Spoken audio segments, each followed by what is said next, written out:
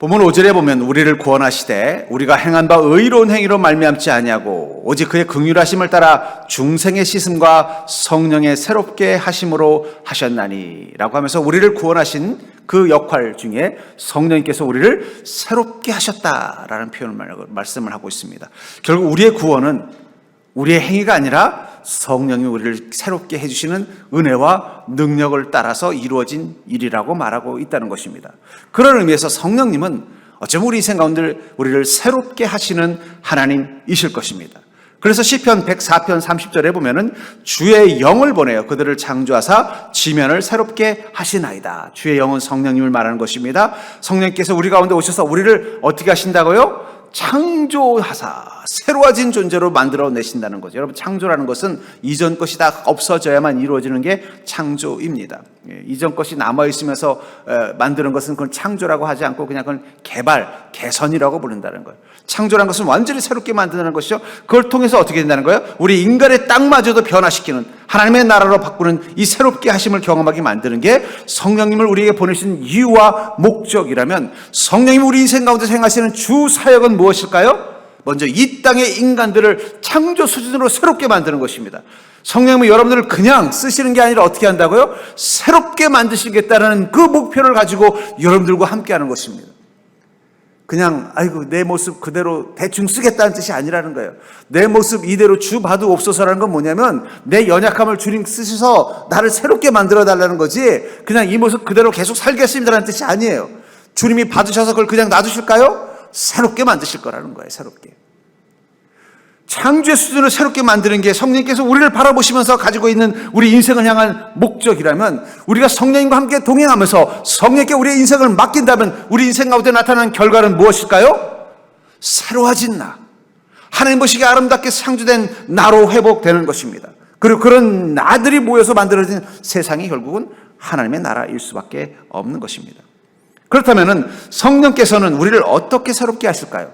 여러분들과 함께 계신 그 성령님이 여러분들의 인생을 어떻게 새롭게 하시는지를 여러분들이 안다면, 그분에게 여러분들의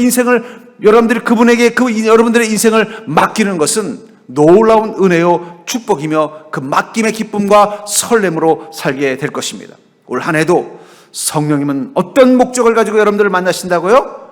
새롭게 만들기 위해서라는 거예요. 그렇다면 여러분들은 어떤 기대를 가지고 성령님 앞에 서야 될까요? 나를 새롭게 만드시는 주님의 계획과 은혜 앞에 내 인생을 맡기겠다는 기대를 가지고 성령님과 함께 한다면 올 한 해 여러분들 인생에 놀라운 변화를, 놀라운 은혜를 경험하게 될 줄 믿습니다. 그렇다면 성령님 우리를 어떻게 새롭게 만드시느냐? 먼저 우리를 지혜로운 자로 새롭게 만들어 주신다는 거예요. 우리가 성령 충만한 삶을 살고 성령과 함께하는 인생을 사는 그 순간 지혜로운 자로서 우리를 새롭게 만들어 주신다고 말하고 있다는 것입니다. 3절을 보시면 우리도 전에는 어리석은 자요. 우리는 전에도 어떤 자라고 말하고 있어요?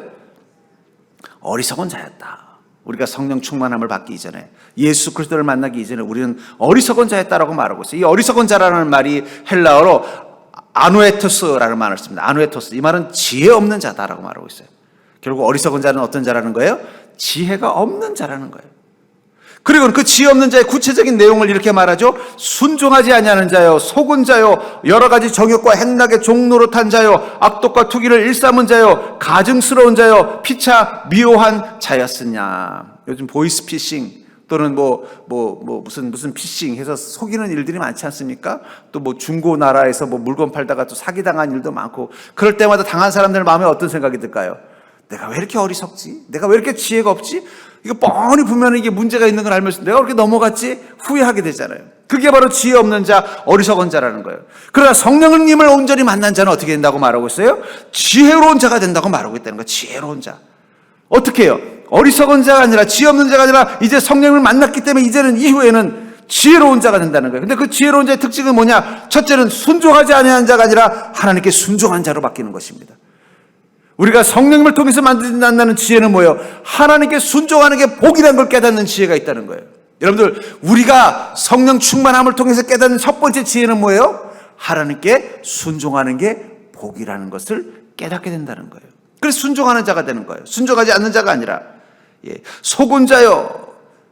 어리석은 자는 어떤 자예요? 잘 속는 자입니다. 지혜로운 자는요, 선한 분별력을 갖게 된다는 거예요. 무엇이 옳은지, 무엇이 그른지, 무엇이 참인지, 무엇이 거짓인지 구분한다는 거예요.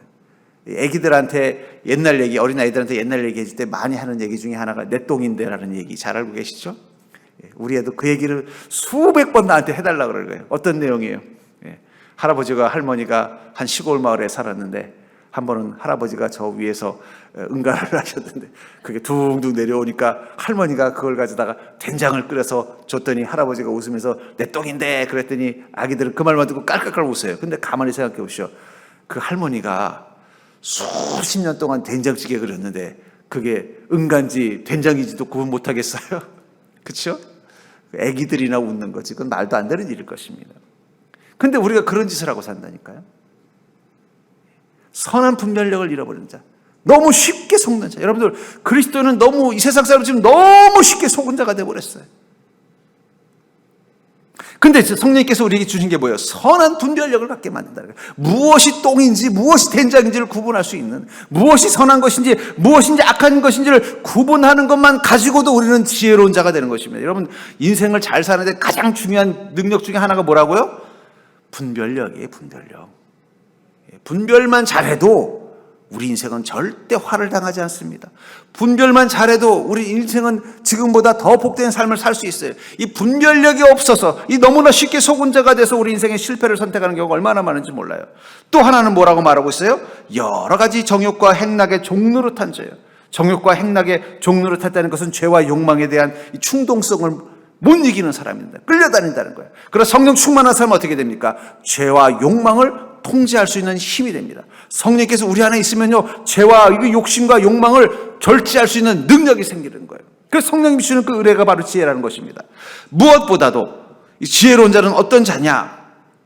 악독과 투기를 일삼은 자요, 가증스러운 자요, 피차 미워한 자였으나 이전에 어리석은 자일 때는 어떻다는 것? 자꾸 악독과 투기의 마음이 끌리고요, 그 다음에 가증스럽고 사람들에게 미움받는 짓만 골라서 하는 인생이 됐다면, 성령을 통해서 우리가 지혜로운 자가 되면요, 사람들에게 사랑과 존경받는 일들을 하는 인생으로 바뀐다는 거예요. 여러분, 예수님 믿으면요, 착한 일 하고 싶지 예수님 믿고도 나쁜 일 하고 싶은 사람은 없습니다.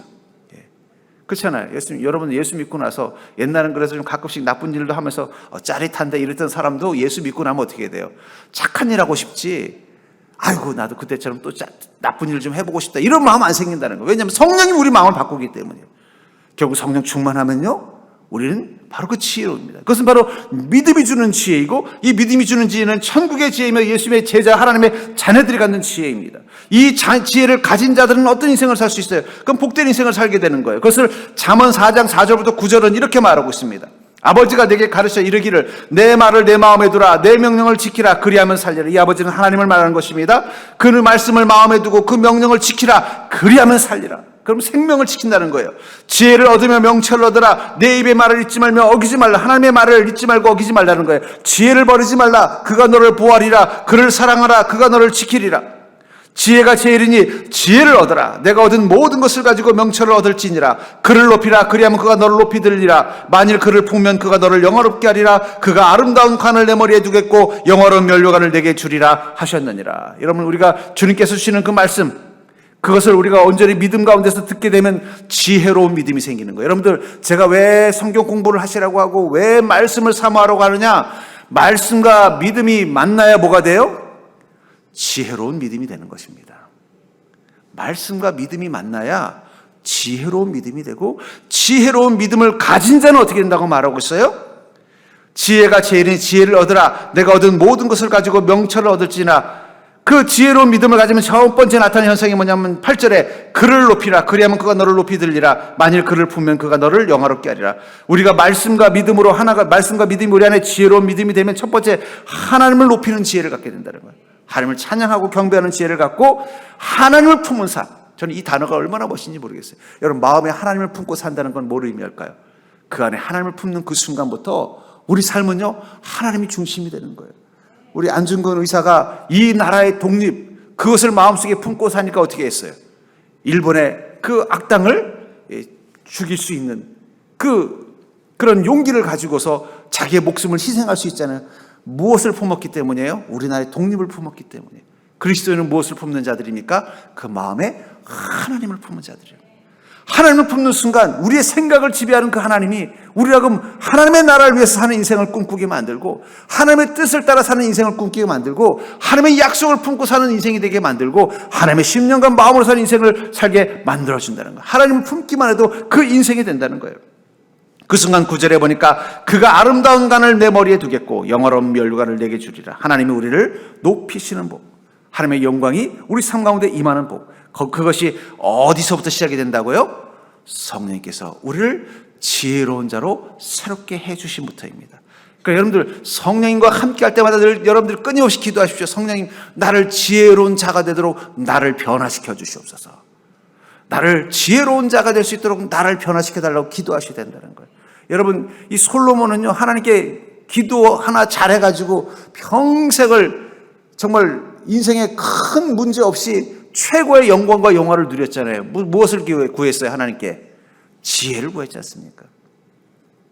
일천번제를 하나님께 드렸더니 하나님께서 그냥 어린 녀석이 기특하네 해가지고, 또 아버지 다윗 생각도 나가지고, 솔로몬, 네가 이렇게 일천번제를 나에게 드리니 참 기특하구나. 내가 너에게 소원을 들어주겠다. 네가 원하는 게 뭔지 하나만 말해라. 하나님은 분명히 그랬을 것 같아. 이 솔로몬이 제게 더 큰 왕궁을 주십시오, 혹은 제가 더 강한 군대를 주십시오, 아니면 제가 더 이 큰 나라를 갖게 해주십시오, 이런 거 할 줄 알았더니 뭐라고 말했냐면, 주님, 제가 주님의 백성을 감히 다스릴 용기가 없고 자신이 없으니 저에게 지혜를 주십시오.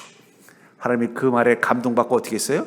그에게 지혜를 줬더니 그는 그 지혜 하나만 가지고도 자기 인생을 가장 완벽하게, 물론 그가 나중에 죄와 우상에 빠진 어리석음을 저질렀지만 지혜 하나만 제대로 받아도 그런 복을 누리더라는 거예요. 여러분, 성령님께서 여러분들에게 지혜 주기를 구하면서 사십시오. 여러분들의 인생의 중요한 순간순간마다 성령님, 저에게 지혜를 주십시오. 저는 그런 걸 많이 느껴요. 제가 어떤 상황에서 어떤 문제가 생기고 해결해야 되고 결정한 일이 있을 때마다 무릎 꿇고 기도합니다. 성령님, 제게 지혜를 주십시오. 제가 지혜로운 자로 새롭게 해주십시오. 이 문제 앞에서 전에 그 어리석은 자로서 대응하는 게 아니라 성령께서 새롭게 하신 그 지혜로운 자로 이 문제를 보고 판단하게 해주십시오 라고 기도하는 그 순간 제 안에 지혜가 확 밀려와서, 나중에 내가 그때 어떻게 그런 생각을 했지? 내가 생각한 게 아니라 누가 생각하신 거예요? 성령님이 귀뜸해 주신 거예요. 야, 너 이번 이렇게 한번 해봐라. 전 여러분들이 성령님을 통해서 지혜로운 자로 거듭나는 자가 되기를 주의 이름으로 축복합니다. 두 번째로, 성령님께서는 우리를 어떻게 새롭게 하시는가? 하나님의 사랑을 받은 존재로서 새롭게 하신다는 거. 우리가 하나님의 사랑받는 존재로서 우리를 새롭게 하신다고 말하고 있습니다. 본문 4절부터 7절을 보시면, 우리 구주 하나님의 자비와 사람 사랑하심이 나타날 때에 우리를 구원하시되 우리가 행한 바 의로운 행위로 말미암지 아니하고 오직 그의 긍휼하심을 따라 중생의 씻음과 성령의 새롭게 하심으로 하셨나니, 우리 구주 예수 그리스도로 말미암아 우리에게 그 성령을 풍성히 부어주사 우리가 그의 은혜를 힘입어 의롭다 하심을 얻어 영생의 소망을 따라 상속자가 되게 하려 하심이라. 여러분, 우리는 예수 그리스도 통해서 무엇을 얻었어요? 하나님의 사랑입니다. 우리가 왜 십자가를 묵상합니까? 그 십자가는 바로 하나님의 사랑을 가장 완벽하게 보여주는 증거이기 때문이에요. 예수 그리스도께서 그 십자가에 달려 죽으신 것을 통해서 우리를 아들까지 바치면서 우리를 사랑하셨다는 하나님의 사랑, 또 그 십자가를 통해서 우리의 죄를 사하심을 통해서 하나님께서 우리의 죄를 사하신 그 놀라운 사랑, 그 십자가에서 예수 그리스도께서 부활하심을 통해서 우리를 부활케 하시는 주님의 사랑을 발견하기 때문에 우리는 그 십자가를 통해서 무엇을 만나는 거예요? 하나님이 나를 이렇게 사랑하시는구나. 우리는 예수 그리스도 통해서 얻게 되는 하나님의 사랑이 있습니다. 그 첫 번째는 구원입니다. 5절에 보니까 우리를 구원하시되, 하나님의 긍휼을 따라서 우리를 구원하시는 그 사랑. 그러니까 여러분, 우리는 예수 그리스도를 통해서 하나님이 우리를 긍휼할 뜻심을 따라 우리를 구원하신 그 사랑 앞에 감사한 것입니다. 그리고 우리가 누군지 깨달은 거예요. 구원받은 자, 구원받은 자라는 이 기쁨. 제가 법정에서 이 판결하는 것을 가끔 이렇게 뉴스나 이런 데서 보면은요, 그 판사가 유죄라고 판결하는 사람과 무죄라고 판결하는 사람의 표정을 보면요, 달라요. 유죄라고 판결하는 사람은 어떻게 돼요? 그 안에서 털썩 주저앉고 얼굴이 처음에는 막 교만하고, 나는 충분히 이 무죄야 하면서 막 자신만만하고 때로는 건방지게 행동하던 그 사람도 당신은 유죄 하면 그 순간 표정이 어떻게 되냐? 완전히 일그러지고 기가 팍 죽어요. 반대로 또 자기가 유죄일까봐 걱정이 돼가지고 막 울고 있다가 갑자기 무죄 판정을 받으면 그냥 막 환호성을 지르면서 막 행복해하는 모습을 보면서 어떤 차이예요? 결국은 구원받았느냐 구원받지 못했느냐가 그 사람의 그 자신의 인생에 대해서 바라보는 시각이 다르다는 거예요. 여러분들, 우리는 예수 그리스도 통해서 하나님의 구원을 경험한 인생이라는 거예요. 우리 구원받은 자라는 거예요. 우리는 무죄가 된 것입니다. 여러분들, 우리 재판을 안 받아가지고 그게 얼마나 무서운 건지 모르는데, 하나님이 구원했었다는 게, 이게 무죄가 됐다는 게, 우리 죄로부터 우리가 사함받았다는 게 얼마나 큰 은혜인지, 그게 바로 우리에게 첫 번째 주는 그 사랑의 축복이고, 두 번째는요, 성령의 충만함을 경험한다는 거예요. 그 성령을 풍성히 부어주사. 성령께서 왜 우리를 성령을 우리에게 막 풍성히 부어주셨을까요? 그 성령을 통해서 어떻게 해요? 성령의 능력과 돌보심을 경험하는 인생이 되게 하시기 위해서라는 거예요. 하나님의 사랑이 우리에게 성령님을 풍성히 부어주셔서 그 성령님을 통해서 무엇을 경험하는 거예요? 하나님의 능력과 하나님의 돌보심을 우리 삶 가운데 경험하는 인생이 됐다는 거예요. 그러니까 얼마나 복된 인생입니까? 또 상속자의 복을 누린다고 말하고 있잖아요. 우리를 그의 은혜를 힘입어 의롭다 하심을 얻어 영생의 소망을 따라 상속자가 되게 하려 하시며. 여러분, 상속자의 복이라는 게 뭐예요? 공급받음이라는 거예요. 공급받음이라는 거예요. 제가 한 유튜브 쇼트에서 이런 장면을 봤어요. 미국에 있는 어떤 그런 유튜버가 지나가는 사람한테 당신 통장에 돈이 얼마나 있습니까? 그랬더니 막 어떤 사람은 얼마 있고 얼마 있다 그러더니 그럼 직업이 뭡니까? 그랬더니 또 잘 나가는 직업들이었던 거예요. 근데 한 젊은 아가씨한테 통장에 얼마나 있습니까? 그랬더니 5천만 원 있다는 거예요. 생각보다 약이 많지 않아 가지고 아니 뭐 하는 직업인데 그렇습니까? 저 직업이 없습니다. 그런데 그럼 5천만 원은 뭐예요? 그랬더니 이번 달 용돈이에요 그러더라는 거예요. 어떤 인생이길래 한 달 용돈을 5천만 원을 받는지 모르겠습니다만 적어도 그는 상속자의 복을 가진 사람인 것 같아요. 그렇죠? 자신은 부자가 아니지만 누가 부자예요? 자기 아버지가 부자니까 통장에 이번 달 용돈이 5천만 원. 누구는 1년 연봉도 그걸 못 받는데 누군가는 한 달 용돈이 5천만 원이라는 얘기를 듣고서 그거 보면서 피시고 웃다가 이 상속자의 복이 그렇겠구나. 여러분들은 상속자의 복을 가진 자인 걸 믿으시기 바랍니다. 그래서 천사가 와서 물어봐요. 당신 통장에 얼마 들어있습니까? 그럼 여러분 얼마 있다고 말할 거예요. 이번 달 월급 한 300만 원. 그거 다 쓰고 카드 나가고 한 10만 원 남았습니다. 이럴까요? 아닙니다. 우리는 상속자의 복이다. 하나님의 용돈이 있다. 여러분, 우리가 그리스도인이 이 땅에서 누리는 복은 하나님이 우리에게 주시는 용돈인 줄 믿으시기 바랍니다. 그런 5천만 원도 아니고 5천억도 넘습니다. 우리는 그 하늘의 복을 누리는 인생이라는 거예요. 그게 상속자의 복이라는 거예요. 하나님의 권능과 하늘의 복을 누리는 거, 이 땅 가운데서 공급받는 거예요. 내가 가지고 있는 능력이 아니에요. 그 젊은 아가씨의 능력이 아니에요. 그냥 아버지 잘 만난 복밖에 없다라는 거예요. 우리 누구를 아버지로 삼은 자의 아버지가 된 분이에요? 우리 인생 가운데 하나님. 그게 바로 상속자의 복이라는 거예요. 바로 그게 하나님의 사랑을 받는 존재라는 거예요. 아무리 자식이라도 아버지가 사랑 안 하면 제일 먼저 하는 말이 뭐예요? 너 용돈 끊는다. 그렇죠? 근데 우리는 사랑받는 자녀이기 때문에 어떻게 하늘의 복을 누린다는 거예요. 이 심리학자들이 행복한 사람들을 연구해 보니까 모든 행복한 사람들의 공통점이 뭔지 아세요? 그 사람들은 충분한 사랑을 경험한 사람들이라는 거예요. 부모를 통해서든 누구를 통해서든 충분한 사랑을 경험한 사람은 행복하더래요. 또 남들을 충분히 사랑할 수 있는 능력을 가진 사람들이 행복하다라고 말하고 있어요. 결국은 사랑이 있어야 행복하다는 거예요. 아무리 다른 거 다 가지고 있어도 충분한 사랑을 받지 못했거나 다른 사람을 사랑할 능력이 없는 사람은 불행하다는 거예요. 근데 여러분, 우리는 누구로부터 충만한 사랑을 받았다고요? 하나님으로부터. 얼마나 행복하겠습니까? 이 땅에 인간으로부터 충분한 사랑만 받아도 행복한데 하나님으로부터 그 충분한 사랑을 받는다면 우리는 얼마나 행복한 자라는 거예요. 그렇기 때문에 여러분, 우리가 성령 충만함을 통해서 우리는 뭘 경험하는 거예요? 하나님이 나를 이렇게 사랑하시는구나를 경험하는 것입니다. 하나님이 나를 이렇게 사랑하시는구나를 경험하는 그 순간 우리의 마음과 영혼은 치유가 되는 것입니다. 결국 이 심리학에서도 이 사람의 마음을 치유하는 건 다른 게 아니래요.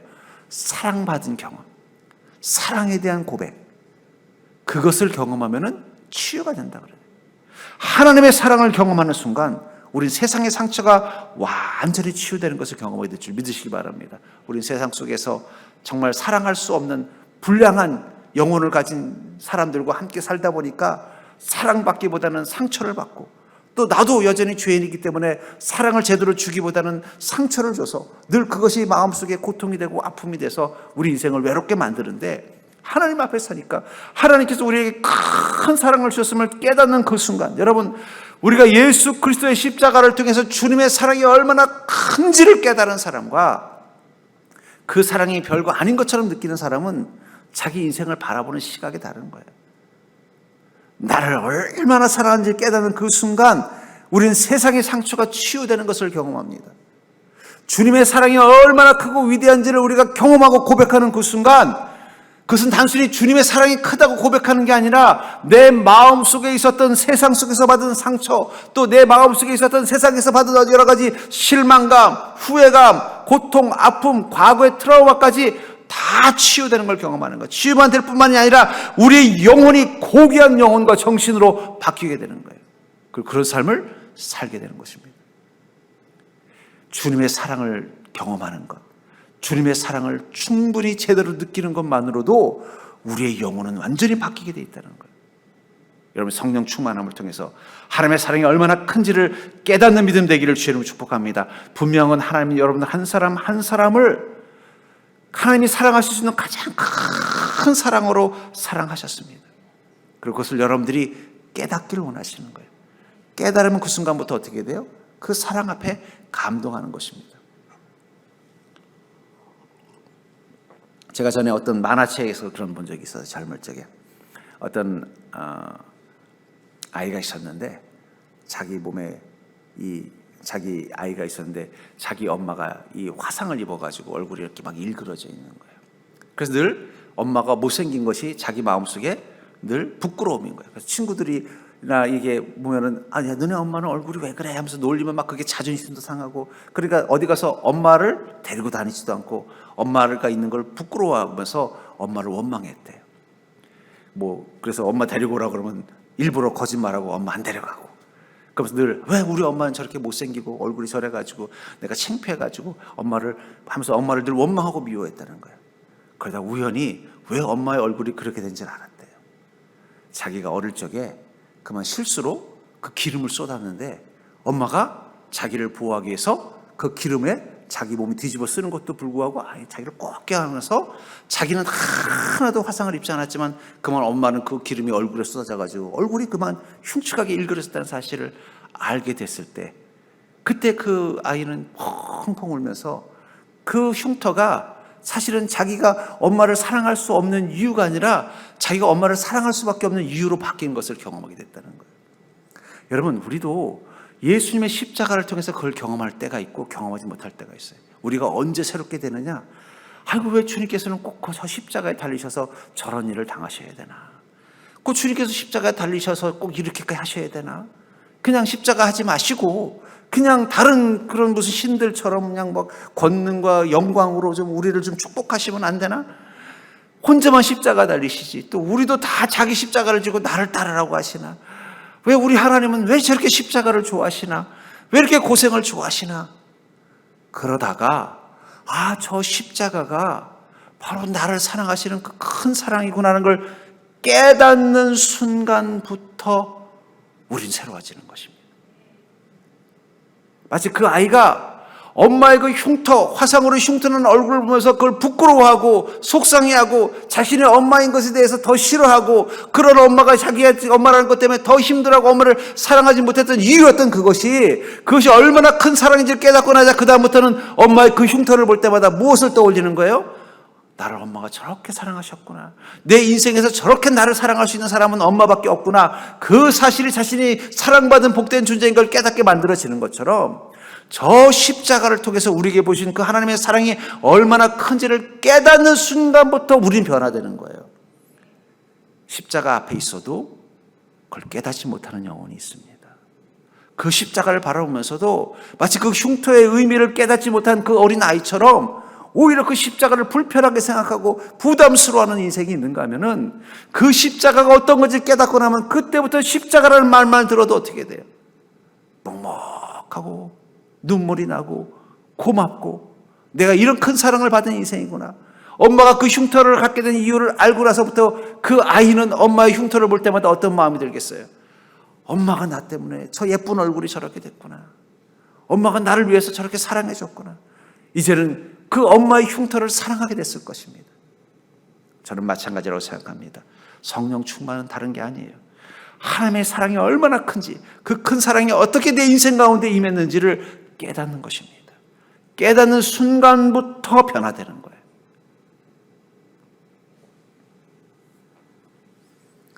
세 번째로 성령께서는 우리를 어떻게 새롭게 하실까요?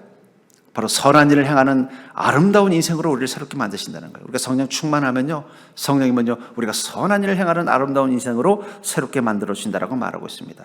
디도서 3장 8절에 보니까 이 말이 밉보도다. 원하건대 너는 이 여러 것에 대하여 굳세게 말하라. 이는 하나님을 믿는 자들로 하여금 조심하여 선한 일을 힘쓰게 하려 함이라. 이것은 아름다우며 사람들에게 유익하니라. 여러분들, 우리가 성령 충만하여 사는 그 순간부터 우리는 그 성령님의 인도하심을 따라 선한 일을 힘쓰게 된다는 거예요. 그리고 이것은 아름다운 사람들에게 유익이다. 여러분, 그리스도인의 인생은요, 아름다운 존재가 되는 것입니다. 아름다운 사람.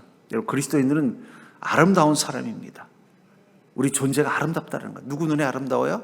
하나님 눈에 아름답습니다. 여러분들, 하나님 우리를 아름답게 보신다는 거예요. 또 사람에게 유익을 주는 선한 영향력을 행하는 인생으로 바뀌었다는 거예요. 그래서 성령 충만한 사람은 어떤 인생을 살 수밖에 없다는 거예요. 하나님 보시기에 아름다운 존재가 될 뿐만 아니라 사람들에게 선한 영향력을 행하는 유익한 사람으로 바뀌게 된다고 말하고 있어요. 성령이 우리를 그런 인생으로 바꾸기를 원하고 계신다는 거예요. 그래서 우리 인생, 성령님을 통해 새롭게 된 우리 인생의 특징은 뭐냐면 고귀한 인생이 되는 거예요. 여러분, 고귀한 인생이 되는 것입니다. 아름다운 인생은 고귀한 인생이에요. 그것은 풍요로운 인생을 말하는 게 아니에요. 여러분, 아름다운 그리스도인, 아름다운 인생, 고귀한 인생을 사는 사람들은 꼭 풍요롭지 않을 수도 있습니다. 건강한 인생이 아닐 수도 있어요. 병들고 아플 수도 있다는 거예요. 화려한 인생을 말하는 것이 아닙니다. 안전한 인생을 사는 것도 아니에요. 여러분, 우리는 성령님께 뭐라고 그래요? 나 좀 풍요롭게 해주세요. 나를 건강하게 해주세요. 나를 좀 화려하고 멋진 인생을 살게 해주십시오. 나를 좀 안전하게 보호해 주십시오라고 기도하잖아요. 그런데 우리는 성령님께서 우리를 어떻게 변화시키고 원하신다고요? 아름다운 인생으로 바뀌고 원하신다는 거예요. 아름다운. 저는 그 아름답고 고귀한 인생이라는 게 뭘까?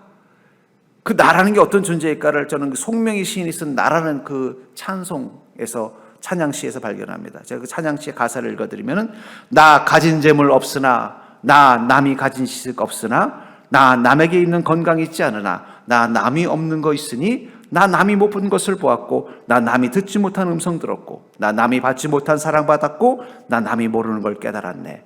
공평하신 하나님이 나 남이 가진 건 나 없지만 공평하신 하나님이 나 남이 없는 것 갖게 하셨네. 우리가 언제 아름다워질까요? 언제 고귀한 자가 될까요? 성령님께서 새롭게 만들려고 하는 그 나는 어떤 존재일까요? 여기서 말하는 이 송명희 시인이 말하는 나는 아름다운 나예요. 고귀한 나예요. 나는 재물이 없습니다. 풍요롭지 못해요. 나는 지식이 없습니다. 나는 건강도 있지 않습니다. 없습니다. 있지 않습니다. 내 인생은 남이 가진 것이 하나도 없는 화려하지 못한 인생입니다. 나는 안전하지도 않습니다. 그러나 나는 하나님으로부터 특별한 사랑을 받았다는 걸 깨달은 거예요. 세상 사람들이 알지 못하는 특별한 주님의 지혜와 뜻을 알게 됐다는 거예요. 그리고 이 불공평한 인생 한가운데서 태어날 때부터 장애를 안고 태어난 이 불공평한 인생 앞에서 같은 나이대에 태어났던 다른 여학생들은 더 아름답게 꾸미고 더 아름다운 가정과 아름다운 사랑을 꿈꾸고 있을 때 자기는 그 장애로 인하여 날마다 그 장애가 주는 병으로 인하여 하루하루 언제 죽을지 모르는 그 위태위태하고 힘든 삶을 살아가고 있을 때, 남들은 행복하고 평범한 삶을 꿈꾸고 있을 때 자기는 감히 그런 꿈도 꾸지 못하는 자기 인생을 살고 있으면서 자기는 입술을 열어 뭐라고 말하는 거예요? 하나님은 공평하십니다라고 말할 수 있는 거. 저는 그게 아름다운 사람만이 할 수 있는 말이라고 생각해요. 고귀한 자만이 할 수 있는 말이라고 생각해요. 그런 나라고 말하고 있다는 거예요. 어쩌면 세상이 찾는 선한 영향력은 뭘까요? 더 많은 자를 구제할 수 있는 부유한 자? 아니면 더 많은 업적을 행할 수 있는 능력을 가진 자? 저는 아니라고 생각해요. 세상 사람이 찾고 싶은 선한 영향력은 고귀한 인생에 대한 모델이 필요한 것 같아요. 여러분, 세상 속에는요, 큰 돈을 가지고 그래도 착한 일을 하는 사람들이 좀 있어요. 세상에는요, 뭔가 자신이 가지고 있는 재능과 능력을 가지고 큰 업적을 행하는 사람들도 있습니다. 근데 세상에 지금 찾기 힘든 사람들이 있어요. 고귀한 나를 가진 사람이 없다는 거예요. 이 송명희 시인이 고백한 그 나. 가진 재물이 없고, 가진 지식이 없고, 가진 건강이 없고, 남이 가진 것은 아무것도 없지만 하늘을 볼 수 있는 자, 하나님의 음성을 들을 수 있는 자, 세상 사람들로부터는 사랑받지 못했지만 하나님의 특별한 사랑을 경험한 인생의 본질과 가치를 깨달은 나. 그래서 이 불공평한 환경 속에 태어나서 불공평한 삶을 살고 있지만 하나님은 공평하시다고 말할 수 있는 입술을 가진 나. 그게 바로 아름다운 나, 고귀한 나입니다. 성령이 우리를 그렇게 만들기 원하시는 거예요. 어쩌면 그런 사람이 지금 필요한 것 같아요. 그런 그리스도인이 필요한 것 같아요. 그런 고백을 할 수 있는 그리스도인들이 많아지면 세상 사람들은 이제 어떤 인생을 살고 싶어 할까요? 그 고귀한 인생을 사는 그 나와 같은 인생을 나도 살고 싶다고 말하고 싶을 것 같아요. 바로 그 분이 바로 예수 그리스도입니다. 우리는 주님을 통해서 고귀한 인생이 어떤 건지를 아는 것입니다. 그렇기 때문에 성령께서는요, 이 세속화된 땅 속에서 나를 고귀하게 만들려고 변화시키는 거예요.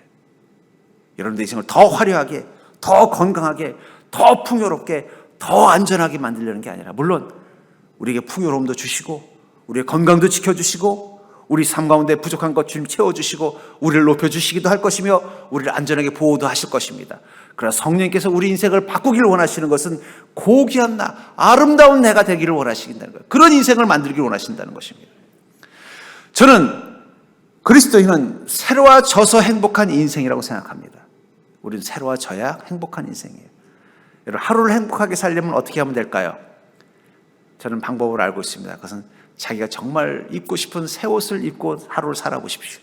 내가 꼭 갖고 싶었던, 요즘 젊은이들 등골 브레이커는 뭔지 모르겠어요. 옛날에 뭐 노스페이스가 등골 브레이커 했다는데 요즘 뭔지 모르겠습니다만, 자기가 정말 갖고 싶고 입고 싶었던 새 옷을 한번 딱 입고 살면 그날 하루는요 그냥 행복해요.